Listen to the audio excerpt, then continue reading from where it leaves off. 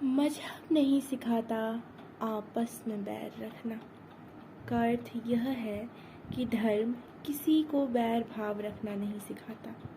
जो लोग धार्मिक भावनाओं का दुरुपयोग करते हैं वे ही धर्म को मनुष्यों में फूट डालने के लिए हथियार की तरह प्रयोग करते हैं।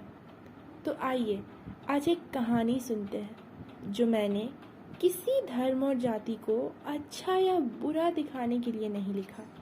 मेरा मकसद सिर्फ यह समझाना है कि मजहब नहीं सिखाता आपस में बैर रखना।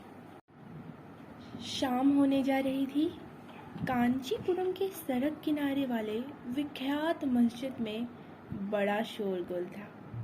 सारे मुस्लिम समुदाय के लोग वहां आए थे। हर ओर मिठाइयाँ, खिलौने और तरह तरह के मन को लुभाने वाली चीज़ें वहाँ प्रस्तुत थी। मन को खले ऐसी कोई वस्तु दूर दूर तक नज़र में नहीं थी।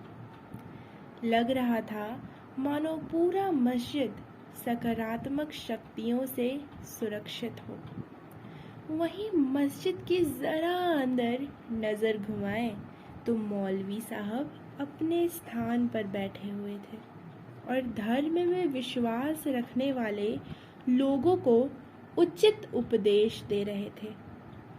उनके उपदेश आए दिन के बातों से कुछ भिन्न नहीं थे। मौलवी साहब बोल रहे थे, हमारा धर्म इस्लाम सभी धर्मों से परे है। एक स्त्री रुखसाना ने प्रश्न किया, तो हमारे धर्म को ही क्यों नहीं सर्वश्रेष्ठ उपाधि दे दी जाती है? मौलवी साहब ने कहा, क्योंकि हमारे भी कुछ कट्टर शत्रु हैं। अब्दुल, एक आदमी ने पूछा। कौन है ऐसे लोग जो धर्म से लड़ने की शक्ति रखते हैं? मौलवी साहब ने बताया, हिंदू धर्म के लोग। वे नहीं चाहते कि हमारा धर्म संसार पर राज करे, इसलिए हम और वे पृथ्वी और आकाश के भांति ही एक नहीं हो सकते, अवैज। इसलिए वो गाय को पवित्र मानते हैं और हम नहीं। मौलवी साहब ने कहा, हाँ, ना सिर्फ इतना बल्कि रहीम हमारे हैं और राम उनके। मस्जिद हमारा है और मंदिर उनका। हरे फल हमारे हैं और लाल उनके। अभी इन चर्चाओं पर विराम नहीं लगा था कि एक सब्जी वाली ने यह पूछ डाला कि अगर ऐसा है तो तरबूज किसका होगा, हिंदू का या मुस्लिम का? आप भी ज़रूर सोचिएगा कि तरबूज किसका होगा। और क्या धर्म और जाति ने हमें सब्जियों में भी बंटवारा करने की सीख दी थी? शायद इस प्रश्न का उत्तर सब्जी वाली को मिलने ही वाला था कि मौलवी साहब ने कहा, चलो पुण्य कमाने का अवसर मिला है। मस्जिद के आगे के खुले मैदान में कुछ भिखारी आए हुए थे। देखकर ऐसा प्रतीत होता था मानो कई दिनों से उन्हें भोजन न मिला हो। मौलवी साहब ने सबको बैठाया और सामने पात्र रखा। सबको खाना मिला सिवाय एक स्त्री के जिसका नाम गीता था। महान पंडित मौलवी जी का मानना था कि उसके रगों में मुस्लिम का खून नहीं दौड़ रहा। शायद यही कारण था कि वह स्त्री उनके आंखों में गड़ रही थी।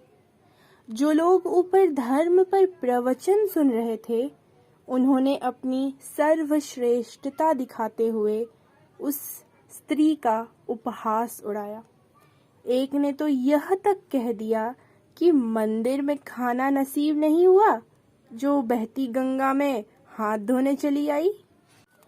वहीं उस भिखारियों के दल में एक 7 साल का बालक रमजान अपने थाल के 3 रोटियों में से 2 उस स्त्री को दे दिया और बदले में एक मनुष्य का आशीर्वाद पाया।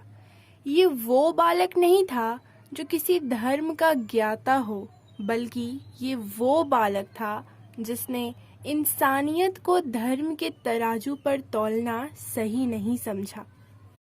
आज भी इस संसार में ऐसे पढ़े लिखे लोग हैं जो धर्म और जाति का दुरुपयोग कर भेदभाव की भावना को लोगों में फैलाते हैं। मगर सच तो ये है कि मजहब नहीं सिखाता आपस में बैर करना। हिंदी हैं हम, वतन है हिंदुस्तां हमारा, हिंदुस्तां हमारा।